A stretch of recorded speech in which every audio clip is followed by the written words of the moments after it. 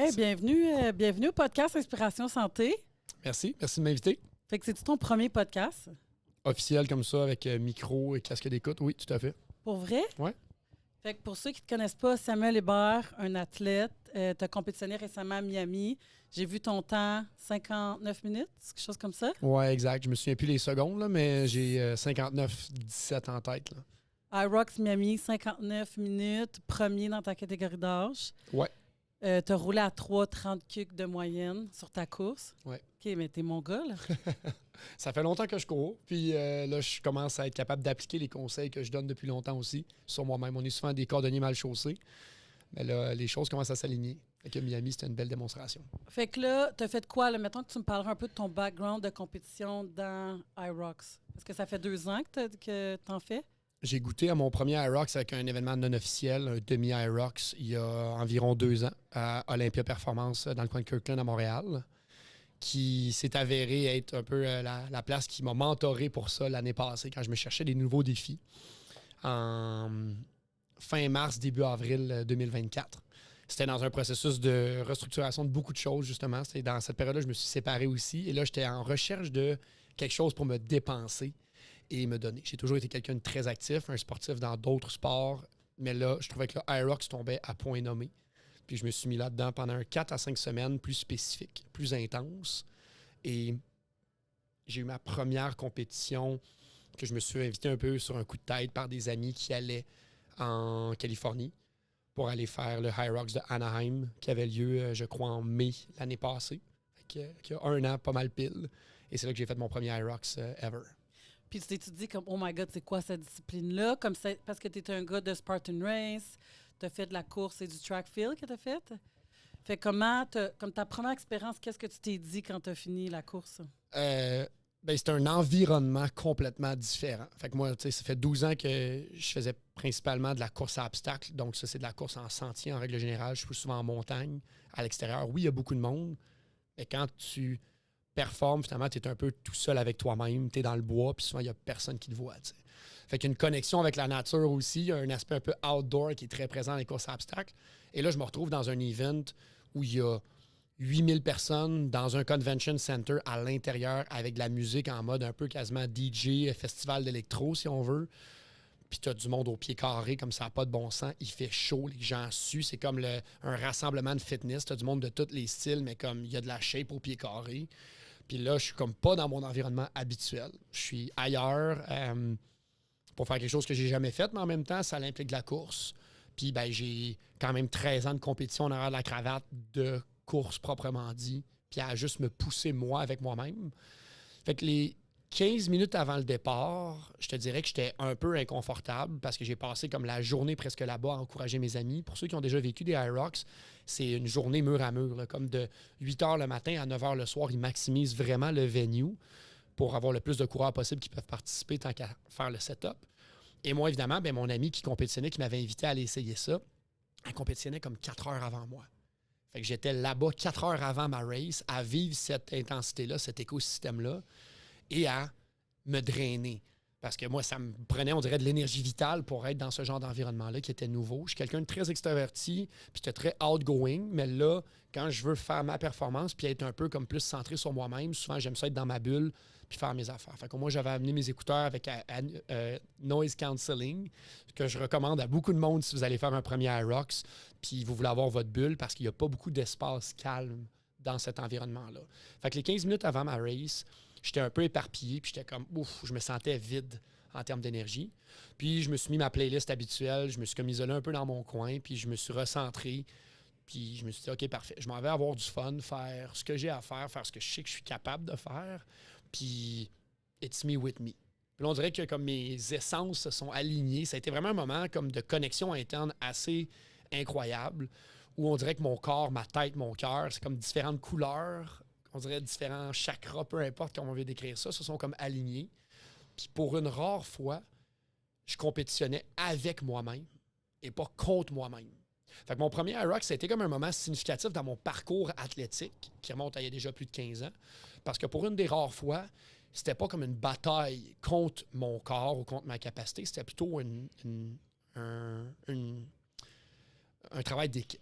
Fait que mes différentes, on dirait, entités en dedans de moi travaillaient ensemble pour juste comme vivre l'expérience.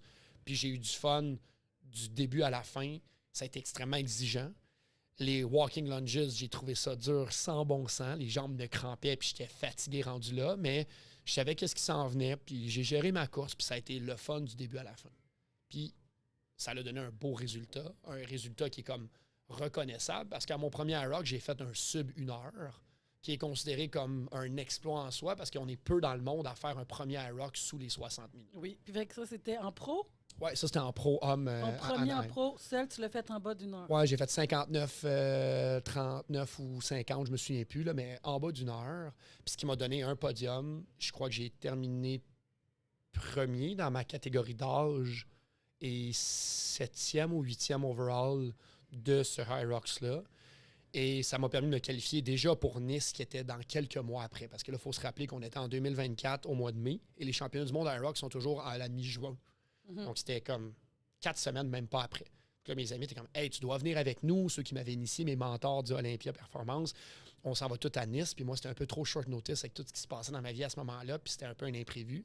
Mais ça m'a prouvé que, en plus d'avoir eu du plaisir, j'avais du potentiel aussi. Puis c'est sûr que c'est le fun quand tu as une petite tape dans le dos de plus, puis que tu peux performer dans quelque chose que tu aimes.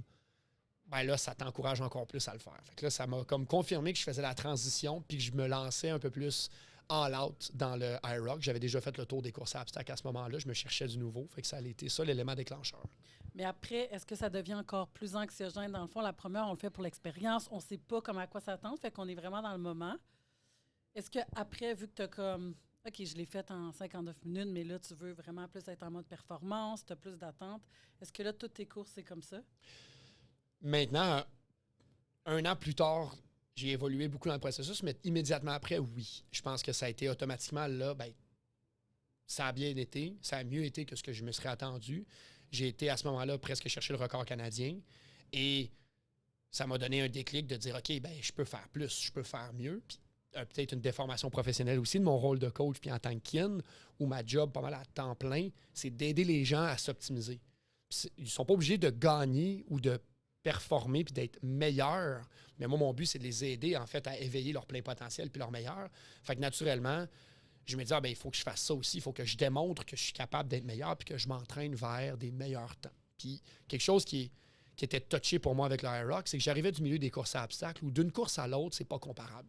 Parce que le parcours, la disposition des choses, la montagne dans laquelle on va courir va être complètement différente. Fait qu'il y a très peu de standardisation. Puis tu peux gagner une course en 30 minutes, comme tu peux en gagner une autre en 1 heure. Puis l'effort va être sensiblement le même, c'est juste ça va être 2 fois plus long, même si c'est techniquement la même distance. Là, tu arrives dans un Hyrox où tout est standardisé, ou le plus possible. Puis tout le monde se mesure au quart de tour avec les paces de course, ton temps dans le rock zone, ton temps à chacune des stations, ce qui est vraiment cool, puis qui est un peu anxiogène aussi. Avec Hyrox, ça peut être un couteau à double tranchant. C'est que tout est mesuré. Chaque arche est timée. Fait que tu peux avoir tes splits ultra détaillés. Fait que c'est super intéressant pour quelqu'un qui veut s'améliorer. Mais en même temps, on passe, je pense, tous par là à un moment donné. Ça peut devenir problématique, puis plus négatif que positif, parce qu'on donne trop d'importance à ces chiffres-là, qui deviennent, on dirait, des absolus, mais qui, au final, prennent pas en considération l'état dans lequel on est vraiment sur le moment même, mais comment ça a été notre préparation vers ça. Fait que j'aime dire, on ne peut pas se comparer en termes de podium, en termes de position, parce qu'on n'a pas le contrôle sur les autres autour de nous, la préparation qu'eux ont faite, qui va être présent à la course qu'on va participer. Mais là, chez Hyrox, j'avais la possibilité de me mesurer moi contre moi. Fait que là, c'est rapidement devenu, OK, mais là, j'ai fait 59, 40 quelques, il faut que je fasse meilleur à ma prochaine course. Fait que là, ça a été un peu le chase vers le meilleur temps. Et Toronto, qui était ma première course au Canada, ma deuxième course à Hyrox officielle l'année passée. Je crois que tu as participé aussi, qui était notre première course officielle en 2024. Et là, mon but, c'était évidemment de faire mieux que j'avais fait. Et je suis parti très fort, très agressif en me disant, OK, là, je sais ce que je suis capable de faire, donc je vais leader. Et de fil en aiguille, je me suis brûlé, puis rendu au Walking Lunges, qui était déjà une station que je savais qui était difficile pour moi, j'ai complètement brisé. À comme devoir arrêter complètement, à me demander si j'allais terminer ma course. Puis finalement, à terminer la course quand même. Mais avec un temps, par exemple, je me souviens pas exactement, mais 1h01, un genre de 2 minutes quelques plus lent. Et là, rapidement, mon côté justement compétitif, puis je pense qu'il y a beaucoup de gens qui font ça, a tendance à trouver des excuses. Ah ouais, le venue, je pense, qui était un peu plus long, un peu moins rapide, et ainsi de suite. Mais au final, moi, avec moi-même, quand j'ai pris le temps de recul, je me suis extériorisé un peu à ma performance. Je réalise que je me suis beaucoup moins bien géré aussi. Je n'étais pas dans le même état d'esprit. Mon conditionnement était peut-être pas le même. Techniquement, j'étais censé être plus en forme, mais c'est quoi être plus en forme, tu sais? Avec l'expérience que j'ai accumulée avec les années, pas seulement à Aerox, je réalise que c'est énormément une question d'état d'esprit, puis une question de comment tu te gères pendant ton effort. Puis à Toronto, je me suis moins bien géré au final. Parce que c'est comme 3 minutes. Fait que la partie mentale est vraiment importante aussi. Très important. Quand tu as commencé, personne ne te connaissait.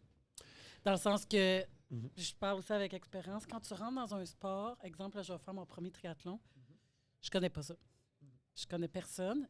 Mais pour avoir pratiqué des disciplines, parce que quand tu commences à être dans les meilleurs, les gens te connaissent puis ont des attentes. Tout à fait. Fait que ça, toi, tu sais, OK, oh wow, c'est qui ce gars-là? Il est arrivé, puis là, t'es sur les réseaux, t'es partout. Ouais. Je vais faire cette compétition-là. Fait que toi, je sais pas comment tu vois ça, mais tu te mets une pression pour performer. Tout à fait. Le monde te connaisse dans le sport. Fait que c'est là que ça devient où est-ce que tu peux avoir un certain stress de performance. Oui. Puis c'est plus difficile d'avoir du plaisir. Effectivement. Je trouve que quand tu le fais, je Très fais juste bien la dit. course pour faire la course. Bien, vraiment. Puis à un moment donné, je pense que ça, c'est la beauté de mon parcours athlétique puis sportif. C'est que même si là, c'est ma première année de Aerox, c'est pas ma première année de compétition à haut niveau. Et je sens que mon évolution se fait vraiment bien puis beaucoup plus sainement. Parce que ces étapes-là que tu mentionnes, je les ai déjà vécues dans un autre sport et je me suis retrouvé à tomber dans le même panneau, dans le Aerox. À Anaheim, effectivement, à part mes 2 amis avec qui j'ai volé là-bas, je connaissais trois gars dans l'élite, des super bons gars qui me connaissent aussi. Mais à part ça, pas grand d'autre monde qui me parlait. Je pouvais être là-bas, puis il n'y a personne qui m'arrêtait pour me parler. J'ai parlé avec le champion du monde à ce moment-là, qui était Hunter McIntyre, qui était un ami de longue date, parce qu'on a fait de la course à obstacles ensemble, on a fait des championnats du monde ensemble. Puis lui, il était sur place à Anaheim, je me souviendrai toujours. Il allait là en essayant de battre son record du monde, mais sans que personne ne le sache. Il n'avait pas annoncé qu'il allait y aller justement pour ça. Puis il était dans la foule avec son hoodie, puis il regardait le layout de la course. Puis il s'est arrêté à côté de moi pour regarder de quoi, puis on s'est vu, qu'on s'est reconnus, qu'on s'est mal jasé ensemble. Puis j'étais content de le voir, c'est un visage connu. Mais ça m'a rappelé à quel point, effectivement, quand tu es connu dans le sport, là, lui, à ce moment-là, l'année passée, c'était l'image même du Aerox du sport. Ça a un impact. Il y a une pression qu'on se met avec ça, que j'arrive, pas parfaitement, mais beaucoup mieux à gérer maintenant. Ou est-ce que je suis capable de mettre ça de côté puis que je réalise, puis ça, c'est même pas relié avec le sport, mais avec tout le reste du cheminement que je fais de mon côté dans d'autres sphères de ma vie, que je transfère dans le sport et que le sport transfère dans mes autres sphères aussi. Parce que c'est ce qui est merveilleux avec le sport. C'est que je trouve que ce qu'on y apprend, on peut l'utiliser autant dans nos sphères de travail que nos sphères relationnelles. Je réussis à réduire de beaucoup ma pression que je me mets face aux attentes des autres envers moi. Au final, je prends conscience que cette perception-là, c'est encore moi qui la génère. Ce que les autres s'attendent réellement de moi, puis les gens qui tiennent à moi, c'est que je sois bien, que je sois heureux, puis que les choses se passent bien pour moi, puis le bien, c'est moi qui le définis. Fait qu'au final, la performance que je deliver, si je suis content de ma performance, parce que je sens que je me suis bien géré, j'ai donné réellement le meilleur de moi que j'avais à donner à ce moment-là, ou c'est pas le cas, je vais juste en apprendre plus. Souvent, on dit que les moins bonnes courses, c'est celles-là qu'on réussit à en apprendre le plus. C'est très vrai. Ces personnes-là qui m'apprécient et qui me supportent, ils vont juste être contents pour moi. En fait, ils vont pas être déçus ou tristes. C'est un reflet de ce que moi, j'envoie comme ressenti. Fait qu'au moment où je suis capable de mettre réellement ça en tête, quand je fais mes performances, je le fais moi avec moi, je le fais pour moi. Puis après ça, ça aura le rayonnement que ça a à avoir. Puis j'ai réalisé grâce à ça que c'est pas juste avec des meilleurs temps, avec des podiums, puis avec des victoires, comme on les identifie, qu'on envoie le meilleur message ou qu'on donne le meilleur reflet, qu'on élève le plus notre crowd autour de nous, puis notre communauté finalement. Parce que dans nos échecs, puis dans ces choses qui vont moins bien, dans comment on va réagir face à ça, on est capable de donner souvent un bien meilleur exemple en fait. Oui. Je pense que ça reflète comment on est dans notre vie aussi professionnelle. Est-ce que toi, c'est la performance? Est-ce que quand tu t'entraînes, toi, es-tu quelqu'un, exemple, tu vas faire du vélo, es-tu capable d'y aller beaucoup plus mollo? Ou tu sais, toi, c'est toujours dans le tape puis en mode plus comme performance? Ça a déjà été ça, mais ça ne l'est plus maintenant. Maintenant, je mesure presque plus rien. J'ai déjà mesuré tout au quart de tour, autant mes macronutriments, mes calories, que mes paces, que ma fréquence cardiaque, que mon HRV, puis ma capacité de récupération, puis ainsi de suite avec les datas. Mais maintenant, je te dirais que depuis 3 ans au moins, j'ai j'ai eu un gros shift. Il y a un moment donné où j'ai même décroché comme des réseaux sociaux complètement parce que je trouvais ça trop lourd, la charge mentale que ça me demandait, de devoir, je sentais que j'avais une obligation d'être présent, puis de comme m'afficher. Fait que j'ai comme pris un repos. Mon garçon a fait une grosse différence là-dedans. En fait, ça m'a fait revoir beaucoup de choses, puis les priorités, en fait. Puis au moment où lui est devenu ma priorité, ça met beaucoup de choses de côté. Beaucoup de choses sont tombées comme étant secondaires. Puis j'ai réapproprié des importances, mais j'ai restructuré les autres choses en à côté. Toujours en ayant ma relation de papa en priorité, ça m'a beaucoup facilité la chose où je mettais tellement de choses à égalité. Puis je m'épuisais, en fait, en essayant d'être partout en même temps, de la même manière. Là, ça a gradé les choses. Puis ça me permet d'apprécier, puis on dirait tirer le plein potentiel de ce que je fais. Fait que quand je vais faire du vélo, maintenant, je suis capable de pas juste chasser une couronne Strava, puis d'essayer de faire un PR, mais je suis capable d'apprécier de faire une ride de vélo, puis que ce soit juste du commute ou de rouler avec des amis aussi. Parce que ça, c'était quelque chose qui était difficile dans mon passé. J'ai roulé avec des amis? Je me suis pas mal toujours entraîné seul. J'ai souvent fait des sports individuels aussi. Mais quand je vais courir ou m'entraîner avec des personnes, c'est difficile parce qu'il y a toujours l'optique de, là, je veux maximiser mon temps. Toujours, tout doit être le plus efficace possible.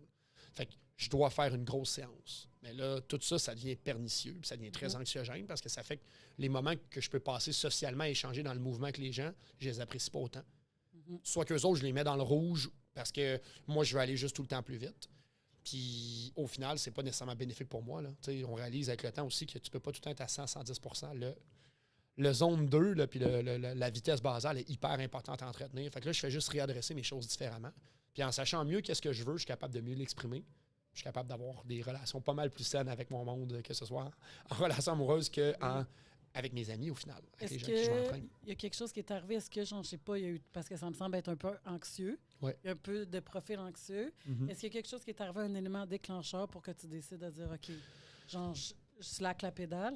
Bien, il n'y a pas un élément unique. Je pense que c'est un paquet d'amalgames de différentes choses, différents comme éléments qui ont donné comme une voix ou un message finalement, qui a donné de la clarté par rapport à ça. Mais si je pense à un moment particulier, c'est vraiment quelques mois après que mon petit garçon soit né, en 2022. Et puis, mon garçon est né en début d'année 2022. On était encore en genre de mix, retour de mesures de pandémie, et ainsi de suite. Fait que ça a été une naissance qui a été challengeante, qui a eu des problèmes de santé au début. Fait que ça nous a challengé beaucoup, moi et mon ex-conjointe. Puis, on a super bien fait ça. On a fait un gros teamwork, puis ça nous a beaucoup groundé aussi en même temps. Mais à ce moment-là, moi, j'étais dans 2 business en même temps. Avec le contexte de pandémie qui nous obligeait de fermer une business qu'on voulait continuer à faire rouler, mais il y avait des mesures à prendre, pardon. Et le rôle de nouveau papa, le rôle de conjoint. On était en train de préparer notre mariage. Il y avait un stress autour de ça. Puis là, on dirait que j'avais tellement de chapeaux en même temps que mon identité d'athlète que je voulais maintenir. Puis là, je me sentais dilué. Je sentais comme que mon essence vitale là, était comme 20 20 20 20 20 comme si c'était des shares, des parts de business. Puis j'essayais juste d'être le meilleur possible dans tout parce que je ne veux pas décevoir personne. Mais en fait, au final, je m'écoutais plus puis moi, je me respectais plus dans tout ça. Fait que quand mon petit garçon a eu comme 3-4 mois, j'ai atteint un certain stade où, d'après moi, j'ai fait une genre de dépression qui n'a pas été diagnostiquée en tant que telle. C'est pour ça que je dis, genre, je ne veux pas minimiser les choses du tout, les gens qui vivent des dépressions. Moi, je n'ai pas été consulté sur le moment par rapport à ça, mais il y a eu un moment où j'avais juste plus envie de me lever. Puis c'était quelque chose qui m'était jamais arrivé dans ma vie, de ne pas avoir envie de me lever parce que tout me paraissait trop gros. Je suis souvent quelqu'un qui, au contraire, va comme foncer puis va en faire plus. Quand ça va pas, je suis souvent comme coping mechanism par difficulté à gérer mes émotions. Dans le passé, je vais aller m'entraîner, je vais aller pousser, je vais aller comme me déchaîner. Puis mon corps a souvent été un outil pour être capable de ventiler, si on veut. Mais là, à ce moment-là, j'étais juste comme à zéro, épuisé. Puis là, ça a été un signal comme frappant pour moi qu'il fallait que je prenne des décisions. T'sais. Fait qu'à ce moment-là, il y a eu des décisions. J'ai consulté aussi. Puis, j'ai laissé une de mes 2 entreprises parce que c'est comme si j'avais 3 enfants au final.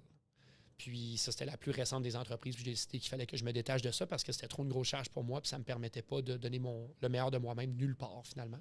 Ce qui a fait beaucoup de bien. Puis, là, on est arrivé, il y a eu le mariage, ainsi de suite, qui a fait fermer certains dossiers aussi, qui a permis de reprendre un certain souffle là-dessus. Puis, comme je parlais un peu plus tôt, concernant mon rôle de papa. Mon rôle de papa s'est défini aussi dans toute cette étape-là parce que je pense qu'on n'apprend pas à être parent. On apprend, excusez, à être parent. On n'est pas des bons parents nécessairement. On ne sait pas être parent au départ. Tu as beau lire tous les livres, faire les formations que tu veux, whatever, on le devient, on le développe. Puis on apprend à être parent en même temps que nos enfants comme développent la relation avec nous. Puis moi, ça a pris beaucoup, beaucoup de place. Puis ça l'est encore hyper important. C'est très bien, c'est beaucoup mieux balancé. Je ne crois pas en la perfection, mais ça m'a beaucoup structuré. Fait que le fait d'avoir mon garçon, ça m'a mis vraiment les points sur les i. Puis ça m'a permis d'être capable de dire non aussi à beaucoup de choses. Où j'étais beaucoup dans un pleasing people qui veut répondre puis plaire à tout le monde, à dire oui, OK, je vais t'aider, je vais faire ci, à vouloir faire une différence un peu dans la vie à tout le monde, mais si tu n'es pas capable de faire une différence concrète dans la tienne, tu n'es pas la meilleure version de toi-même pour pouvoir aider les autres. Ça paraît quétaine, mais c'est vraiment ça. T'sais. Ça l'est. Puis quand t'es parent, tu penses que si toi, tu vas pas, il y a comme une anxiété de dire, comme il faut que je m'occupe d'un enfant, là. Tellement. Il faut que je prenne soin de moi, parce que si je crash, exemple, si je suis en dépression, si je peux... Oui, ça l'arrive, puis des fois, c'est inévitable de dire que comme mon enfant, il compte sur moi. Fait que moi, comme parent aussi, c'est ce que je me disais. Fait qu'il faut bien balancer les choses. Puis ton enfant, moi aussi, là, quand j'ai eu mes 2 enfants, ils m'ont comme rebalancé. Ouais. C'est pas linéaire. Il y a des moments où est-ce qu'il faut que tu travailles plus. C'est comme ça, mais je pense que tes enfants te remettent les valeurs à la bonne place. Ouais.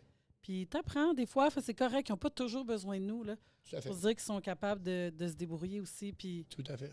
Mais en termes de volume d'entraînement, parce que j'imagine que ça l'a baissé, puis on dirait que c'est une question que, quand je te regarde, je me demande ça a l'air de quoi. Ça a la valeur de quoi, puis est-ce que ça a toujours été pas mal pareil, ou depuis que tu as ton fils, c'est moins? Fait que, mettons, on part de 7 jours, puis iRox, vélo, tout. Mettons... Enlève les marches, là, si tu marches, mais en termes d'activité physique plus intense. En toute transparence, je te dirais que la dernière année doit avoir été l'année où j'ai eu le moins grand nombre de volumes d'entraînement. La moins grande année en termes d'heures, si on calcule ça comme ça. Dans le passé, j'avais une moyenne, je te dirais, pendant mes plus grosses années, là, peut-être un 15 à 20 heures semaine. Mais ça inclut beaucoup de déplacements. Pas de marche, mais de commute en courant ou à vélo que je comptais là-dedans. Puis ça comptait mon temps de mobilité puis d'entretien. Fait qu'au total, souvent, ça va ressembler à 2 entraînements par jour, plus un entraînement de course puis un entraînement plus circuit ou musculaire. Pas par jour? Oui. Fait que tu avais 2 entraînements. J'aime beaucoup faire des double sessions dans une journée, ce qui me permet d'avoir des journées off aussi. OK, fait que ça ressemble à quoi? Fait que là, maintenant, si on est dans le concret d'une semaine là, de Sam, qui n'est pas tant structuré. Parce qu'il y a eu beaucoup de choses qui ont changé, puis je suis énormément dans mon travail quand j'ai pas mon garçon. Puis quand j'ai mon garçon, je suis 100% avec lui. Fait que, je l'ai 50% du temps en garde partagée. Puis des fois, je réussis à jumeler un peu l'utile à l'agréable ou l'agréable à l'agréable, comment tu veux le définir. Mais mon petit garçon vient des fois travailler avec moi, puis des fois, je donne des ateliers, il vient donner des entraînements avec moi. Il s'entraîne des fois avec moi aussi. Mais on essaie toujours de tourner ça dans le plaisir pour que ce soit le fun. Mais en règle générale, cette nouvelle structure-là, depuis 1 an et demi, de 50-50, m'a fait me restructurer beaucoup, moi, personnellement, aussi dans mon temps personnel. Puis c'est sûr que dans mon 50% de temps où j'ai pas mon garçon, je suis à fond dans mon travail puis dans beaucoup d'autres choses. Fait que j'essaie de jumeler dans ce 50%-là, puis des fois, dans du temps que je travaille, de l'entraînement. Mais mon entraînement à moi, dans une semaine, ça va ressembler actuellement, pour de vrai, j'aimerais ça que ce soit différent. Mais j'étais à peu près à 3 sorties de course par semaine. Donc, une sortie de vitesse où je fais de la piste. Plus courte durée, plus de haute intensité où je travaille sur ma mécanique, puis où je vais travailler plus de la VO2 max, disons-le comme ça. Une sortie plus de race pace ou de seuil, selon les différentes terminologies, où là, je vais travailler à plus avec mes paces de course. Fait que tu parlais de mon iRox tout à l'heure, Miami, avec une moyenne de 3,35, mettons, du kilo. Ça va être ma deuxième journée de la semaine. Je vais faire des kilomètres ou des 2000 mètres ou du temps, du 4, du 5, du 6 minutes à race pace. Fait qu'entre 3,30, 3,45, puis je travaille cette mécanique-là avec un peu de temps de pause, mais pas beaucoup, pour être capable de rester en niveau de fatigue. Là, c'est pas mal mon ressenti de course. Puis ensuite, je vais avoir un long continu que je peux faire sur des ergs, que je peux faire sur le bike, que je peux faire en course, en trail, souvent quand j'ai le temps d'aller en montagne, ce qui n'est pas beaucoup le temps en ce moment, je ne mets pas beaucoup le temps là-dessus. Mais parce que j'ai pas de course en sentier qui s'en viennent avant la Suède pour les championnats du monde en septembre, fait que j'ai du temps encore un peu pour ça. Et quand j'ai la chance d'aller faire de la course en sentier, ça, c'est comme mon go-to pour déconnecter. Combien de temps? Mettons ton slow. Mon slow, ça va être, moi, dans mon cas, ça va être un 2 à 4 heures, mettons. Sur un erg, tu ferais 2 à 4 heures? Sur les ergs, je vais le répartir. Je vais OK. alterner, je vais faire... Souvent, ce que je fais, c'est que je fais le trio. Fait que je vais avoir mon Asshole Runner, le skill mill, le tapis comme mécanique incurvé, OK, ouais. le ski, puis le row. J'installe les 3 en triangle dans le gym, puis je fais des 5, 5, 5, 5, 5, 5, 10, 10, 10, 10, 10, peu importe, puis je vais rouler ça pendant 1h30, 2 heures, mettons. OK. Fait que ça, c'est comme mes longues du week-end quand j'ai des contraintes, que je dois rester proche de la maison puis que j'ai moins de temps. Sinon, souvent, je vais partir puis je vais rendre l'utile à l'agréable puis je vais faire un petit trip dans une montagne autour ou quelque chose du genre, ou une ride de bike, une longue journée de gravel avec des amis ou quelque chose du genre. Puis le reste du temps, tes 2 entraînements, ça ressemble à quoi, là? Fait que les 2 autres de course, on parle? Non, mais t'as dit, je fais 2 entraînements par jour. Ouais, fait que ça, mettons, ça, c'est mes 3 de course. Ouais. Après ça, autour de ça, il va y avoir plein d'autres petits commutes ici et là. Quand je me déplace pour aller au gym, fait que tu sais, des 2,5, des 5 kilos dans mes journées, ça peut arriver 1, 2 fois dans la journée. Fait que tu sais, mon volume overall dans ma semaine d'entraînement, d'intensité structurée, je vais peut-être avoir un 30 kilos de course. Mais overall dans ma semaine, je totalise plus un 45 à 50 avec mes déplacements. Le reste, c'est très slow pace. Beaucoup de vélo là-dedans aussi. Fait que le vélo, je vais avoir je dis beaucoup, ça dépend, mais comme un 30 à 50 kilos de vélo dans du déplacement ici et là. Très rarement en entraînement. Puis à ça, je vais mixer potentiellement un 3 à 4 entraînements plus musculaires. C'est ça, OK. Fait que c'est là où je vais chercher soit High Rock Simulation, qui est comme un peu plus un circuit training, où je vais faire du High Rock Snow Run, que j'appelle, où je vais faire les 8 stations avec différents formats, soit en overweight, peu importe, pardon. Puis je vais jongler avec ça, pratiquer mes zones techniques. Ça, je fais ça en général une fois par semaine ou une fois 2 semaines. Puis le reste du temps, je vais faire des trucs que j'aime. Je vais souvent faire de l'escalade pour du upper body, du bloc. Je vais faire de la calisthénie. Fait que beaucoup des bar workouts, des trucs de grip. Parce que je fais encore des courses à obstacles, même si j'en fais moins. Donc, ma force de préhension, c'est quelque chose qui n'est pas présent dans le High Rocks en tant que tel. Il n'y a pas beaucoup de suspension. Il n'y a aucune suspension overhead. Mais moi, c'est quelque chose que je veux garder parce que dans mon concept d'humain le plus fonctionnel, le plus complet possible, c'est un feature que je considère important.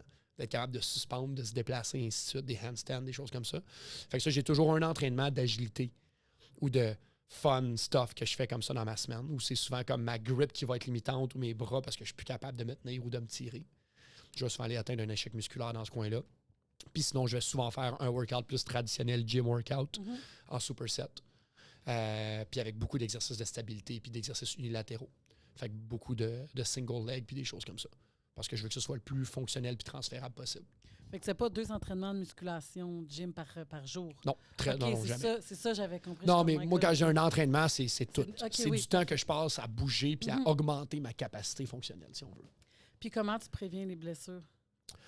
En étant à l'écoute de mon corps le plus possible. C'est quoi ça veut dire, ça? Ben, ça veut dire ajuster mes séances. Fait que, tu sais, moi, je fais de la programmation puis de la planif à la semaine longue pour mes athlètes. T'sais, je suis peut-être une 60aine de personnes mensuellement, puis je vois pas loin de 200 athlètes par semaine dans mes différents camps puis dans mes groupes. Puis, ce que je dis comme message et ce que je leur fais comme programmation, c'est structuré. Les gens ont besoin d'un guide, d'une structure, mais je leur rappelle à quel point ça, c'est mon expertise puis ma connaissance de leur personne. Mais une fois qu'eux mettent leur grain de sel puis comment ils se sentent dans leur journée là-dedans, ils peuvent apporter de la flexibilité là-dedans. Fait qu'on donne des importances de ce qui est à respecter, mais il y a de la flexibilité. Moi, c'est la chose que je fais le plus avec moi. Fait que moi, je me fais même pas une planification, pour être honnête. J'ai déjà fonctionné à me faire une structure. Maintenant, moi, je suis beaucoup go with the flow. Parce que je me connais. Comment tu te sens. Selon comment je me sens. Puis, ben, j'ai une grosse expertise là-dedans parce que je fais ça depuis comme plus que 15 ans avec moi-même. Mais je fais ça depuis plus de 10 ans avec comme des centaines de personnes. Fait que je tiens ça à mon avantage. Puis souvent, vu de l'extérieur, beaucoup de monde qui verrait mon quotidien vont faire comme, ben voyons, c'est bien pas structuré, ou voyons donc que tu fais ça, voyons donc que tu dors pas tant que ça, que tu te couches tant tard, ou que tu as mangé du resto là, ou whatsoever. T'sais. C'est vraiment pas parfait. Actuellement, il y a des lacunes sur lesquelles je travaille aussi, mais c'est mon équilibre à moi. Puis ça, c'est ça qui est important à savoir. On voit tellement de choses sur les réseaux sociaux, les affaires parfaites, le setup coupé à la minute. Là, je pense à notre classique influenceur qui se trempe la face dans son bol de glace que tout le monde a vu. Wow. Je me souviens pas de son prénom, mais qui sprint. Puis tout ce que tu vois, c'est genre de la high intensity. Puis je veux pas comme lui lancer des roches du tout, mais je veux dire ça, à s'exposer à des choses comme ça continuellement, on a des attentes comme quoi, oh my God, il faut que j'ai mon petit 2 œufs lean avec ma toast puis toutes mes affaires parfaites en tout temps. Mais ça, c'est pas la vraie vie. Là. On n'a pas quelqu'un qui nous amène notre paire de pantalons pliés puis qui nous habille le matin. Puis, tu laisses place à l'imprévu, puis c'est pas trop rigide. Parce que dans la rigidité, à un moment donné, ben, quand on a un manquement, si on veut, Ouais. ben là, on se tape sa tête. Ouais. Puis, mais tu sais, le danger là-dedans, quand tu fais tes propres entraînements, parce que moi aussi, pendant 10 ans, je l'ai fait, je me suis blessée. Je suis comme, OK, là, je viens de me prendre un coach de course parce que je suis blessée, parce que j'en fais souvent trop. Ouais. Des fois, ton corps, comme toi, tu dois avoir un cardio incroyable, là, mais tu cours vite, puis avec l'expérience, on dirait que tu es prête à commencer n'importe quel nouveau sport parce que ton cœur il est capable de le prendre. Fait que tu n'as jamais fait de vélo.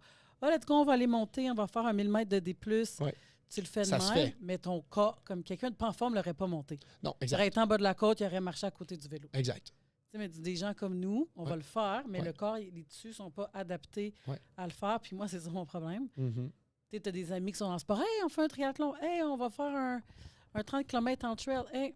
Fait que là, tu te dis oui, mais à un moment donné, t'en fais trop.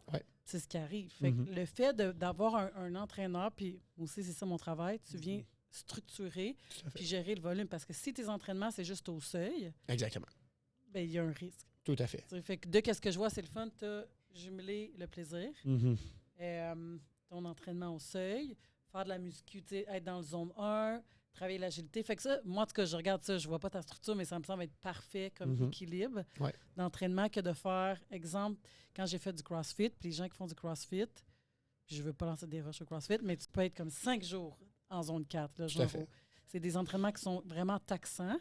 Puis une fois que tu le réalises quand tu arrêtes d'en faire, parce qu'après, tu dis comme moi, on dirait que j'ai plus de résilience pour vouloir faire ça. Puis avec iRock, ce que moi, j'ai trouvé, c'est que puis là, je suis comme souvent, je suis affiliée. Fait que j'ai la programmation. Fait que je vais embarquer avec mes clients puis je vais faire les workouts. Puis je trouve qu'entre mettons, les entraînements plus fondation, t'es plus comme en circuit. Puis là, tu as le engine où est-ce que tu le sais que ça va être plus dans le tape, mais après, le lendemain, tu as quelque chose de beaucoup plus calme. Exact. Fait que moi, c'est ce que j'aime. Tout à fait. Parce que sinon, on aurait tendance à être tout le temps dans le tape. Ben oui. Si tu n'as pas suivi et tu n'es pas à terre, c'est comme, mon workout, c'est de la merde. C'était pas un bon workout, exactement. Fait comme, puis je me parle encore parce que blessé en ce moment, c'est sûr que mes workouts ne sont pas dans le tape. Mais tu viens qu'à t'habituer. C'est comme un genre d'addiction au feeling comme après, là, d'avoir été en soir puis d'avoir tout donné. C'est sûr, mais c'est comme une drogue. Ben oui, c'est un état dans lequel ça le met au niveau hormonal aussi, puis ainsi de suite. Il y a beaucoup d'addictions. Tu vois beaucoup de personnes qui ont eu des problèmes d'addiction au niveau de l'alcool, de la drogue, qui se recyclent dans le sport puis qui tiennent des machines parce qu'ils ont ce besoin-là, de cet état d'esprit-là. C'est correct. C'est correct de le faire, puis souvent, tu vas aller voir comme des Ironman, qui est quelque chose de comme inhumain un peu, là. Quand tu le vois de l'extérieur, tu commences pas avec ça, là. C'est pas comme... Tu commenceras pas avec la distance Ironman, mais souvent, c'est quand tu te blesses, puis tu gères la dépendance ou peu importe. Comme, OK, ben je fais quoi, là? Pour gérer mon anxiété, pour gérer mon humeur, C'est dur d'être blessé. C'est très dur d'être blessé. Parce que là, tu utilises ça, puis t'es comme, à la fin de ta journée, j'en ai pas fait assez, puis... Qu'est-ce que je vais utiliser? Puis avec les enfants, ça nous amène à être plus dans le moment présent, puis de trouver d'autres trucs, comme juste d'être avec eux, de dessiner, de lire. Fait que ça te ground, mais je sais pas pour toi. Si tu parles, on a un peu le même tempérament. On dirait que c'est dur d'être dans le moment. Oui, comme tu dis, oui, les enfants, certainement, qui nous ramènent dans le moment présent, puis ça nous fait sortir un peu de cette boucle-là d'intensité. Mais moi, je pense que tu parlais de blessure. Puis là, ce que je comprends, justement, tu es en processus de guérison, puis tu as une blessure actuellement. Les blessures, on n'aimerait jamais en avoir. Mais ça fait partie intégrante d'un processus athlétique. Aucun athlète, peu importe le sport, va jamais avoir eu un setback ou un moment où il a fallu qu'il prenne un pas de recul pour réévaluer comment il faisait les choses. Parce que les blessures n'arrivent pas pour rien. Une blessure accidentelle d'un accident d'auto, tu sais, que c'est pas toi qui es responsable. C'est pas un surménage, tu sais. Exactement. Mais le 99% du temps, il y a quand même un débalancement, une compensation, quelque chose, une trop grande quantité, une mauvaise écoute de notre corps, un mauvais dosage qui nous amène à avoir cette blessure-là et qui nous permet de pouvoir se relever ou se reconstruire différemment et apprendre de ça. Puis quand on est dedans, c'est tough parce qu'on voit ce qu'on n'a pas ou ce qu'on ne peut pas faire. Mais une fois qu'on l'a franchi, cette blessure-là, souvent, ça change à jamais notre manière de s'entraîner, notre manière de vivre des fois. T'sais, comme je t'ai dit, on transfère souvent ce qu'on a acquis dans le sport. Moi, je le transfère dans beaucoup d'autres sphères. Mais notre perception face à ça, elle est grandie. Fait que oui, on voit ça souvent comme étant négatif. Mais les blessures sont là pour nous amener souvent à un autre niveau. Puis c'est pas nécessairement un autre niveau de meilleure performance. Ça veut pas dire que tu reviens d'une blessure et tu vas courir plus vite ton prochain kilomètre. Mais ça peut t'amener complètement ailleurs dans ton sport, puis retrouver l'essentiel aussi du plaisir, puis d'un équilibre dans tout ça. Parce que comme tu dis, on est des machines à vouloir comme se donner, puis à accepter un peu tout, aller avec des amis, puis on peut faire ça, c'est cool parce qu'on a un bon engine, on a une bonne capacité. Moi, c'est ça mon but. Mon but, c'est d'être fonctionnel, puis comme n'importe quoi que je veux faire, je peux le faire. Est-ce que je vais être le meilleur? Pas du tout. Mais j'ai envie d'essayer ça, mon corps ne sera pas une limitation. Mon corps est mon outil pour me permettre de vivre plein de belles expériences. Mais j'ai mis de côté l'aspect de performance dans ces autres aspects-là. Plus jeune, peu importe ce que j'essayais, il fallait que je performe. J'étais connu pour un temps bon, fait que go, j'embarque dans quelque chose, oh, ça se passe bien, je me donne. Il faut que je prouve que je suis capable d'être bon. Maintenant où j'en suis, on dirait que j'ai pas rien à prouver à personne. Puis on vieillit. Mettons, recule 15 ans, avoir le même volume. Ouais. C'est ça que je réalise à mon âge, comme je récupère pas de la même façon. Pas aussi vite. Puis après, quand je me blesse, c'est comme si tu mettrais un enfant, ton fils, au Toys R Us, le magasin de jouets. Tu dis, touche à rien, regarde pas. Puis nous, on travaille dans des gyms, puis tu as tous tes amis qui sont là, qui s'entraînent. Puis toi, tu es comme, je vais faire mes petits élastiques, mon petit renforcement. Tu peux rien faire, tu peux pas toucher. C'est tough. J'avais la discussion avec ma meilleure amie, puis je suis comme, mets un alcoolique dans une SAQ. Ouais. Ah, exact. C'est un peu comme je me sens de même dans mon gym. Tout à fait. Je regarde les choses, je suis comme moi, j'embarquerais sur le ski. Puis, tout à fait. Fait que c'est une grosse. Puis tu as raison, là, puis ça me fait rappeler que oui, il faut. Rappelle-toi, tu sais, pourquoi tu t'es blessé, pourquoi tu t'es rendu là. Exact. C'est on me, là. Oui, ben oui. À the end of the day, c'est ça. Exactement qu'est-ce que j'ai fait. Puis, dans n'importe quoi, on a besoin d'encadrement. Fait que je pense, même toi, on devrait tous avoir quelqu'un qui dit, mettons, Sam, toi, tu fonctionnes comme ça. Tout à fait. Tu performes quand tu es comme ça. Je pense qu'on est les pires coachs. Effectivement. Pour nous, parce que je l'ai fait longtemps. Mais moi, je réalise, puis c'est plate parce que comme dans n'importe quoi, il faut que je frappe un mur. Pour dire, finalement, tout à fait. c'est pas la meilleure idée. Mais ça c'est sûr et certain. Puis là, on dirait qu'on prêche pour notre paroisse, mais c'est sûr et certain que d'avoir un coach, en fait, c'est d'avoir un regard externe. Puis après ça, tu peux aller choisir une expertise, une dynamique, un tempérament qui va pouvoir venir te balancer aussi avec le coach. Oui, mais veux pas, tu vas souvent faire des choses que toi, t'aimes plus. Exact. Je suis sûre que même moi, c'est pas comme mes clients, là, que je suis capable de faire pas mal tout ça. J'ai pas besoin de quelqu'un à côté de moi. Non. Il va me dire, là, fais ça, je le fais. Puis je suis comme un soldat, naturellement. Oui, c'est sûr. Moi, tu me dis, fais ça parce que c'est ça. Puis j'ai choisi que ça allait être toi qui allais me coacher et je vais le faire. Puis c'est sûr et certain. Mais à un moment donné, moi, j'ai expérimenté d'avoir un coach il y a 3 ans, 4 ans. Je ne l'ai pas eu pendant longtemps. C'était un cycle de 3-4 mois. C'était super bénéfique parce que ça m'a fait réaliser des choses, mais ça m'a aussi fait réaliser que je mets pas mon entraînement c'est pas ma priorité vraiment en ce moment. Mon entraînement? Ouais. Là, à l'heure actuelle. Oui, exactement. Fait que je veux pas aller avec un coach où je sens que je vais avoir des comptes à rendre à quelqu'un, puis que je vais vouloir donner, puis pas déplaire à cette personne, même si au final, c'est pour moi que je vais chercher le coach. Parce que quand je veux avoir un coach, je vais aller chercher telle chose et élément. Actuellement, le rôle de coach est un peu mon cercle social au final. C'est un peu les gens avec qui je m'expose, avec qui je vais m'entraîner. C'est là que je vais chercher ce balancement-là, si on veut. Fait que j'ai beaucoup d'athlètes qui sont devenus des amis avec le temps, des gens que je coach. Je veux pas. Puis dans la dernière année, où j'ai pris un pas de recul, puis j'ai commencé à m'entraîner avec eux. J'ai beaucoup d'amis, en fait, qui anciennement, mettons, ils payaient pour mes services ou ces services-là d'entraînement privé. Puis que là, en termes de, quand je disais, je joins le travail avec l'entraînement parce que par manque de temps ou par décision, bien, j'ai transformé ces séances-là parce qu'ils s'entraînent dans les mêmes objectifs que moi. On fait des choses très, très similaires. Puis je me dis, bon, ben là, moi, tu vas peut-être me juger en tant que coach, mais je passe de l'autre côté avec cette personne-là, puis on bouge ensemble. Fait que je te crée une séance qui est adaptée pour toi, mais qui est bonne pour moi aussi. On la fait ensemble. Puis moi, ben, ça fait que j'ai 1 heure d'entraînement de qualité. Je sais que j'ai encore la personne d'une bonne qualité aussi. Puis au final, ben moi, c'est 1 heure qui est plus monétisable, mais pas mal plus monétisable parce que, Christy, je bouge. Ça l'équilibre ma journée.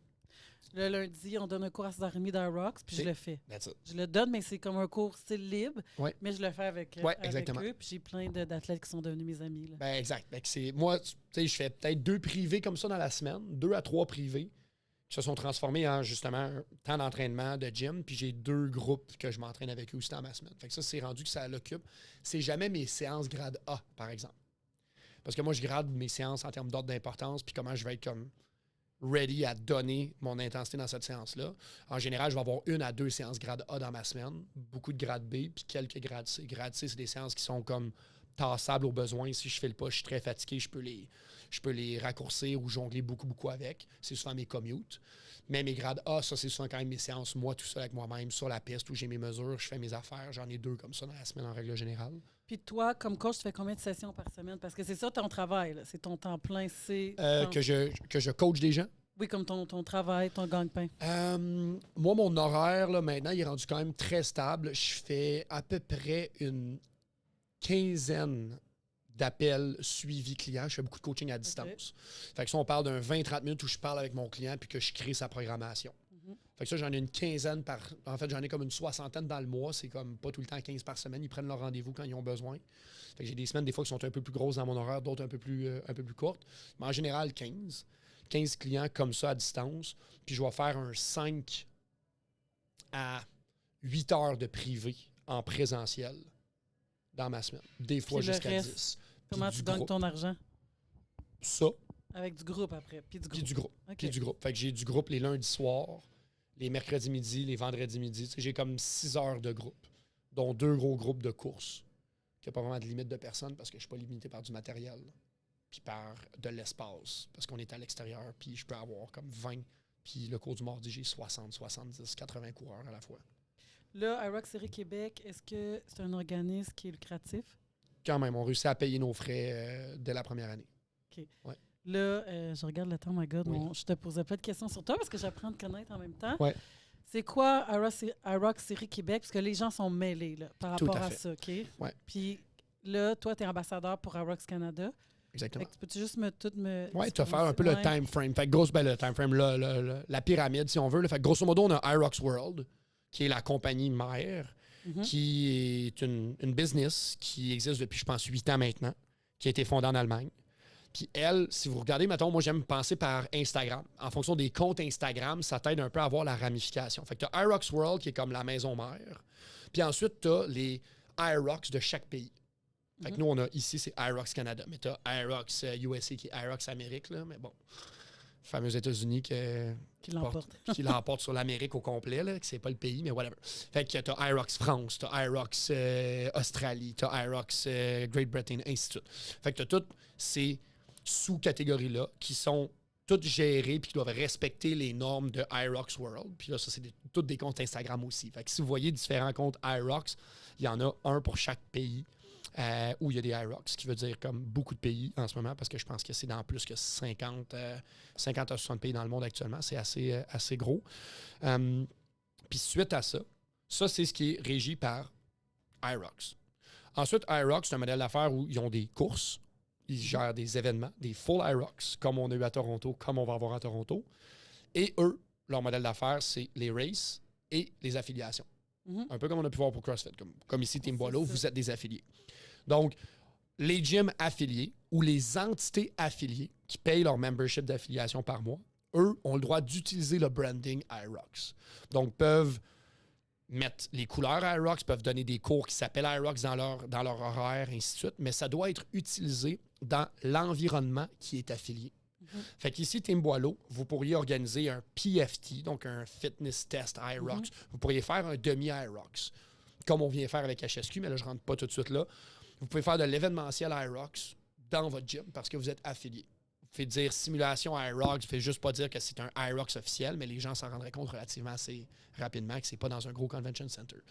Fait que, puis là, c'est là où c'est devenu un peu confusing au Québec en général. Je présume que ça a été le cas à d'autres places dans le monde, là, parce qu'on n'est pas les premiers. En Europe, c'est gros depuis plusieurs années. Nous, ça a explosé l'année passée, puis ça va continuer à grossir. Mais on est quand même 2-3 ans en arrière de l'Europe, du marché européen pour ça. Donc, au Québec, dans la dernière année, on a eu des événements qui se sont créés. Des gens qui voulaient offrir des événements à IROX parce que il y a une demande qui est grandissante et il n'y a pas assez de représentation de IROX officiels qui sont venus pour un événement à Toronto, qui a une question de logistique d'équipement puis une limitation quand même d'horaire d'équipe qui se déplacent. Alors, il y a eu des événements qui ont voulu être créés et il y a eu des problématiques de ce côté-là parce qu'il y a des événements qui se sont affiliés à IROX pour pouvoir dire que c'était un événement IROX, mais qui respectaient pas les normes parce que c'était un gros événement trop officiel. Et ça l'a créé justement une genre de de misconception autour de tout ça, que les gens pensaient que c'était des Aerox officiels, c'était pas assez mentionné simulation, mais après ça, la ligne est très mince. La zone est très grise sur où le particulier perçoit que c'est un vrai Aerox. Le monde, là, tant qu'à faire une course, là, c'est super trendy en ce moment, Aerox. Ben, je pense que Fait que ça je a vais grossi dire, hey, moi, trop j'ai fait vite. un full Aerox. Ça a grossi trop vite, puis l'organisation mère n'a pas le temps de s'adapter. Gérer ça. C'est Puis, ça qui est... moi, avec mon rôle d'ambassadeur pour Aerox Canada, puis comme représentant plus au niveau de l'Est, puis j'aide Aerox Canada à ce que ce soit le mieux géré possible. Moi, mon but comme kin, puis comme individu qui aime ce sport-là, c'est juste que ce soit le plus clair possible, puis qu'on ait un standard. Pour pas qu'il y ait justement de misunderstand puis de problématiques ou que le non-Aerox se fasse salir parce que quelqu'un fait un événement qui est tout croche, qui respecte aucune mesure. Mais c'est extrêmement dur à faire parce que du moment où tu laisses à tous tes affiliés le droit de hoster des événements un peu de n'importe quel genre, tu t'ouvres à des problématiques. Tu t'ouvres à ce que les gens fassent ça dans n'importe quel ordre puis déstructurent ça. Puis c'est correct en même temps parce qu'Aerox a comme mentalité de se dire, ben comme, tant qu'ils exploitent le nom puis qu'ils payent leur franchise, c'est de la notoriété qu'on gagne. Mais après ça, si les gens vivent une mauvaise expérience, puis que tu as 500 personnes ou 1000 personnes qui font un event, puis c'est dégueulasse. C'est le branding qui C'est souffre. branding Aerox, c'est le branding qui souffre. Puis je comprends qu'ils sont déjà rendus à l'autre étape parce qu'ils sont dans 50-60 pays, puis qu'ils ont des milliers de personnes, des milliers d'affiliés. Mais au final, moi, je pense que souvent, dans les concepts de grosses entreprises comme ça qui grandissent très vite, qui sont un peu victimes de leur succès, c'est qu'on skip des étapes dans la fondation, dans le base layer. Puis jusqu'à date, je touche du bois, Aerox fait vraiment bien ça quand même dans la globalité. Ils adaptent très rapidement, puis ils sont proactifs pour ajuster les choses, pour sortir le stock, puis ainsi de suite. J'ai pas vécu autant l'expérience CrossFit, même si je l'ai vu dans les dernières années. Je baigne dans le milieu du fitness, de l'entraînement depuis plus de 15 ans. Fait que j'ai vu l'ascension du CrossFit, puis ainsi de suite. Il y a beaucoup de gens qui comparent le Aerox un peu à ça, dans le modèle d'affaires et ainsi de suite.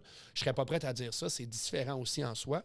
Oui. Mais il peut y avoir des erreurs. Moi, je veux éviter, puis je veux les aider à éviter ça le plus possible.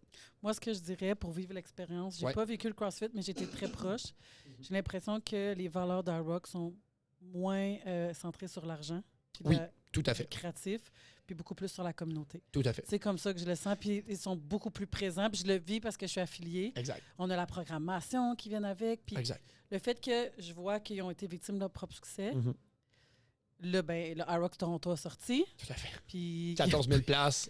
ça, c'est décevant, mais le fait qu'ils vont peut-être revenir ici, ça, je trouve ça encourageant parce qu'après, ils veulent qu'on fasse de ça une business. Tout à fait. Fait que là, tu te dis, OK, je me lance là-dedans, je m'affilie. Ouais. Fait que je vais essayer de rendre ça lucratif. Je vais encourager les gens à venir se pratiquer pour compétitionner. Tout à fait. Là, tous les gens qui se sont inscrits, ils peuvent pas s'inscrire à la compétition. Exact. Fait que là, tu es comme, OK. On comprend que c'est un modèle à plusieurs layers, mais il faut être capable de fournir les différents C'est layers. ça. Fait que Si ça certains filit qui vont plein de monde s'adapter. puis que les gens ne peuvent pas compétitionner, c'est un peu la raison pour laquelle nous, on a voulu répondre à ça. Puis on s'est dit, écoute, il faut qu'on offre des courses au Québec. On a une communauté, on a du monde qui veulent en faire. On veut que ce soit sharp, on veut que ce soit le fun, on veut que les gens vivent bien l'expérience. Moi, la fondation de HSQ, Aerox Série Québec, c'est une Inc., c'est une entreprise, et c'est une entreprise qui est affiliée. Comme moi, Samuel Hébert, ou mon propre business personnel, qui n'est pas un gym, qui est mon MoveX Training, par exemple, je pourrais être affilié à Aerox. Je ne le suis pas. MoveX Training n'est pas affilié à Aerox. Fait que je peux pas dire que MoveX Training, je pourrais pas donner des classes de Aerox ou whatever. Mais là, moi, en tant qu'ambassadeur, ainsi de suite, j'ai cette possibilité-là. Là. Fait que là, je veux pas mélanger trop les gens, mais les gyms dans lesquels, moi, je vais donner des classes, eux sont affiliés. OK, ouais. Donc, c'est ce qui rend le tout possible. En tant que représentant puis qu'ambassadeur, je peux faire aussi puis utiliser le branding parce qu'ils sont conscients du message que je partage puis ils savent que je partage bien le message aussi. C'est un peu cet aspect-là. En faisant payer les gyms et les affiliations, c'est un peu, tu t'entends à dire les gens sont impliqués là-dedans, ils ont un coût qui paye. Donc, on s'attend à ce qu'ils fassent bien les choses. Ça veut vraiment pas dire ça. Mais, somme toute, c'est un peu ça l'idée. Puis là, HSQ, ça prend combien d'argent pour partir ça? À peu près, je suis curieux. Bien, initialement, ça n'en prend pas vraiment. Mais tu as besoin d'équipement? Tu as besoin d'équipement, mais nous, ce qu'on a fait, c'est qu'on a été chercher des sponsors. Fait qu'on a des commanditaires, puis l'équipement nous est sponsorisé par Murph, qui est un de nos sponsors principaux, qui, eux, s'occupent de fournir notre équipement pour les événements pour cette année. Puis on est vraiment content de ça parce que c'est effectivement, c'est le gros gamble parce que le coût d'acquisition d'équipement, on en avait pour des milliers et des milliers de dollars. C'est ça, je m'en allais dire. Moi, je pensais que c'était à vous. Non, l'équipement n'est pas à nous. Donc, l'équipement, c'est ce qui nous fait qu'on a un bel équipement standardisé à chaque événement puis qu'on le déplace. Nous, on s'occupe de storer l'équipement. Fait qu'il y a une logistique autour de tout ça, oui, de tu gestion. t'occupes de payer le déplacement? Tout à fait. Fait qu'on a il y a un paquet de coûts. Il y a un paquet de coûts qu'on ne voit pas, évidemment, mais la majorité des coûts sont lors de l'événement ou lors de la mise en place, c'est dans la semaine qui va à l'avant. Fait que là, avec l'engouement de IROX, en termes business to business, là, comme on parle pour parler, vu que les inscriptions se font avant l'événement, ben on a le cash flow pour être capable d'absorber les dépenses. Fait que pour partir en tant que tel, ça prend juste le guts d'avoir les bons contacts aussi. Puis c'est la raison pour laquelle je suis dans HSQ en grande partie, pour ma notoriété puis les contacts que je peux amener dans l'équation. Puis là, l'idée, c'est de standardiser ça puis d'aller faire bouger ça. Puis le but de HSQ, la vocation numéro 1 de HSQ, c'est de rendre le sport accessible. Donc, de se déplacer à différents endroits puis pouvoir faire goûter, d'où un peu aussi l'idée du Half IROX, de rendre ça moins intimidant qu'un full, qui peut paraître beaucoup. Le but, c'est de montrer que ce sport-là est accessible. Le niveau de blessure est extrêmement bas, puis la condition physique de base pour pouvoir le faire est minime quand même. Puis le but, c'est que ça motive les gens à se prendre en main puis à dire « Hey, je peux m'entraîner dans différents gyms », à créer l'engouement dans les affiliés, que les gens créent une communauté, puis que la communauté grossisse. Puis tu mentionnais tantôt que tu n'as pas l'impression que IROX est à l'argent. Je suis zéro dans le haut commandement, puis tu sais, je connais beaucoup les gens dans l'organisation, mais j'ai cette impression-là aussi, que c'est pas money-driven. Puis pour moi, c'est vraiment quelque chose d'important. Puis c'est quelque chose dans notre monde qui est très, très capitaliste, qui veut pas. On l'a vu, moi, je l'ai senti au Québec, justement, quand on a vu l'argument, c'était un peu tout le monde, c'était un peu plus requin, puis tout le monde voulait comme avoir sa part de tarte, si on veut. Puis là, on sent déjà que ça leur tombé, puis que tout le monde est en mode vraiment plus communauté, puis on aide tout le monde à être capable de bâtir. Il y a de la place pour tout le monde, puis tout le monde peut avoir quelque chose pour avoir une rentabilité, mais surtout être capable d'être passionné là-dedans, d'avoir du fun à faire ce qu'il fait, puis ça l'aide à ce qu'on fasse les choses le mieux possible. Quand c'est l'argent qui te drive, moi, j'ai pour mon dire que un moment donné, tu vas slacker sur la qualité de quelque chose, puis tu sais, comme tu viens juste pour le gain, puis tu repars une fois que le gain est fait. C'est pas comme ça qu'on bâtit vraiment quelque chose à long terme, puis une communauté. Fait que moi, je trouve que jusqu'à date, de ce que j'en vois depuis la dernière année, puis à quel point je m'implique dans le processus dans différentes entités, IROX, c'est pas juste là pour vivre de son succès, mais là pour rester aussi. C'est correct comme entrepreneur d'être opportuniste. Tout à fait. Moi, j'ai vu l'opportunité. Tout à fait. Première à Gatineau qui est affiliée, mais en même temps, le but pourquoi je voulais être affiliée, j'ai commencé vraiment tôt à voir sur Instagram ces workouts-là. Puis je suis comme, oh, c'est quoi? Ouais. Là, j'ai comme trippé, puis je suis comme, faut qu'on amène ça ici, tu sais, qu'on le fasse de la bonne façon. Vraiment. C'est une bonne manière de le faire, puis c'est une bonne manière de le dire. Être opportuniste. Souvent, je trouve qu'au Québec, en général, on va voir ça comme étant négatif. Les gens qui vont prendre des opportunités, qui vont foncer, puis on valorise la réussite, mais pas tant. On a souvent tendance à comme faire « Oh mon Dieu, ben lui, il réussit, mais ça doit être à cause de ça, ça, ça. » On dirait qu'on trouve comme des raisons pourquoi les autres réussissent, au lieu de célébrer le succès des autres. C'est souvent quelque chose que je trouve qui est une culture à changer progressivement. Mais effectivement, il y a un engouement dans le IROX, il y a une popularité qui est croissante. Est-ce qu'on peut utiliser ça à bon escient? Est-ce qu'on peut en profiter? Tout à fait.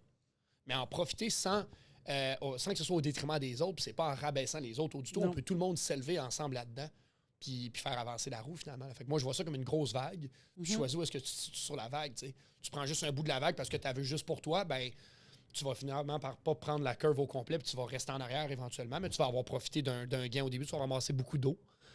Moi, je vois ça vraiment comme quelque chose de long terme. Puis c'est vraiment. Moi, ça a toujours été axé sur un contexte de communauté, puis de créer des connexions entre les humains. T'sais. Moi, mon rôle, mon motto de vie, c'est ça. C'est de créer des connexions entre les gens, puis d'aider à élever l'humain, finalement. Fait que là, ça passe par l'IROX, c'est par l'IROX. C'est ce que je me vois dans l'IROX pendant 10 ans à voir. Je trouve que c'est un super bel environnement actuellement, mais je ne suis pas IROX et IROX n'est pas moi. J'ai pas pleinement le contrôle là-dessus. Fait que je fais du mieux que je peux avec ce que j'ai, t'sais. Là, vous allez. Vous avez déjà commencé. Vous avez fait 2 villes ou 3 villes? On a fait une ville seulement. Ça a été à Montréal parce qu'on a fait les 2 événements à Montréal. Il y a eu 2 événements à Montréal. Ouais. Le Gatineau, c'est le prochain. Gatineau, c'est le prochain. 2. Il y en a 2 autres. Il y en a un à Trois-Rivières à la fin du mois d'août, puis il y en a un à Québec à la fin du mois de septembre.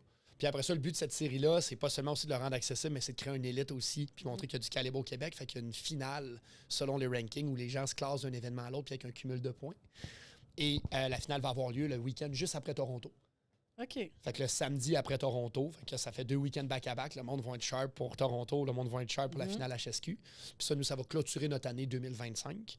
On est déjà en train de préparer l'année 2026 avec les lieux où on va aller pour 2026, avec les formats qu'on va faire. On a l'intention de faire même des off-events hors de la saison officielle. La saison risque de rester sur 5 événements.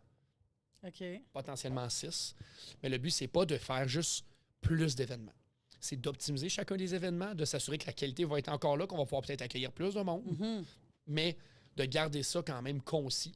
Parce que ce que moi, j'ai réalisé comme athlète aussi, c'est la multiplication d'événements. J'ai vu ça chez Spartan, dans toutes les différentes courses à obstacles aussi, que tu peux avoir des races à tous les week-ends. C'est pas nécessairement la manière, je crois, d'entretenir un sport qui veut durer dans le temps. C'est de garder une qualité, puis que les gens qui sont là, oui, il y a un phénomène de rareté, mais à un moment donné, c'est que ceux qui veulent être là, ben, ils se mettent à temps pour être là. Nous, on trouve le juste milieu du nombre de places qu'on peut ouvrir, puis c'est ça.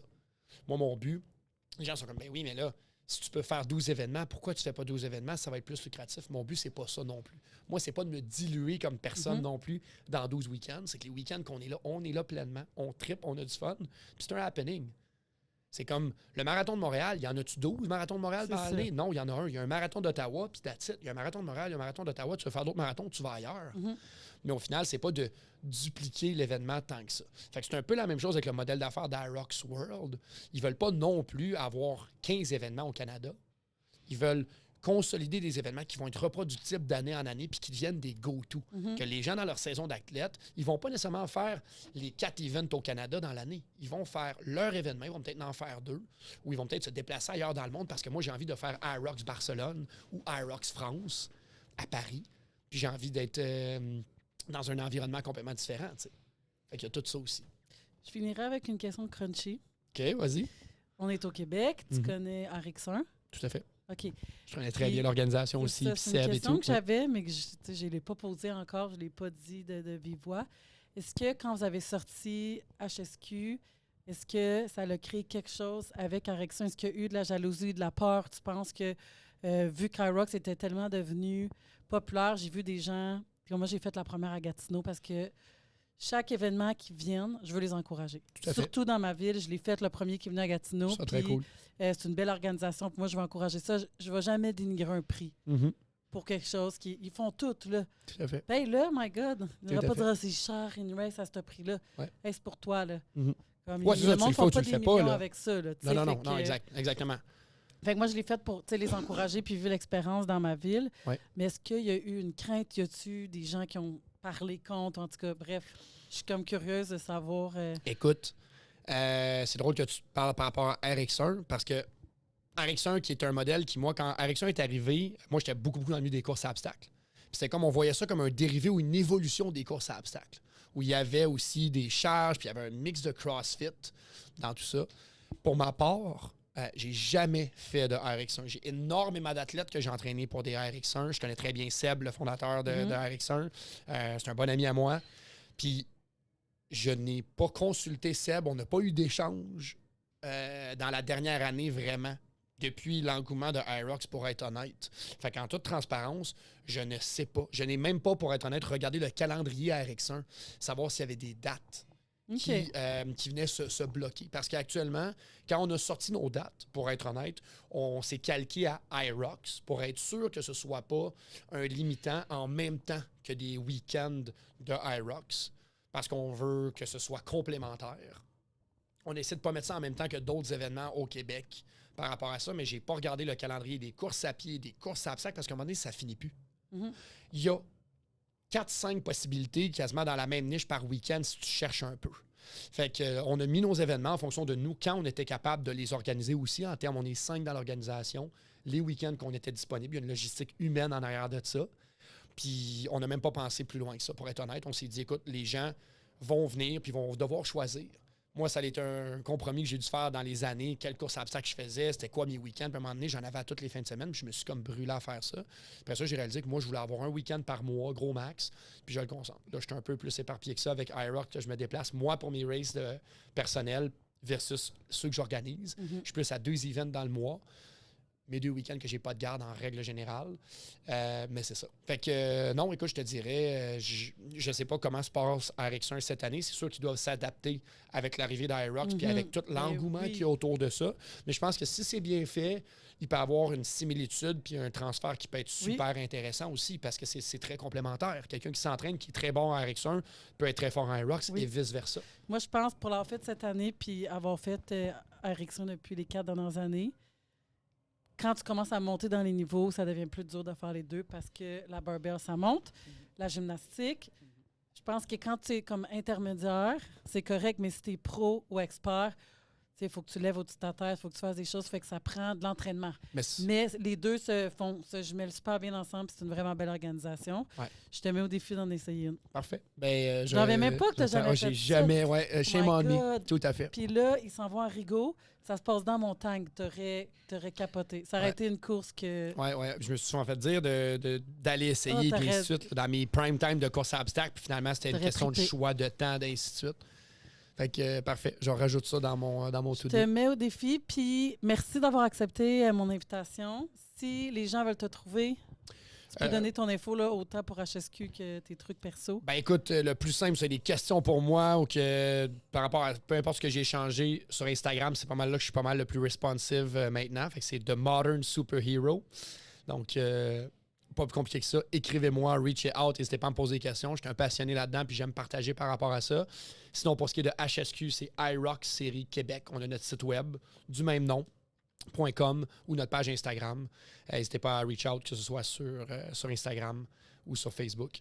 Fait que c'est toujours un plaisir. Merci énormément de m'avoir invité. Ça a été une super belle expérience. Puis on se voit le 5-6 pour un vraiment gros week-end. Un gros week-end chez Team Voileau. Yes, 5-6, ça va être vraiment hot. On arrive le 4 parce qu'on a beaucoup de choses à set-up. Hein? Je suis prête. Yes, super. Cool, merci. À bientôt.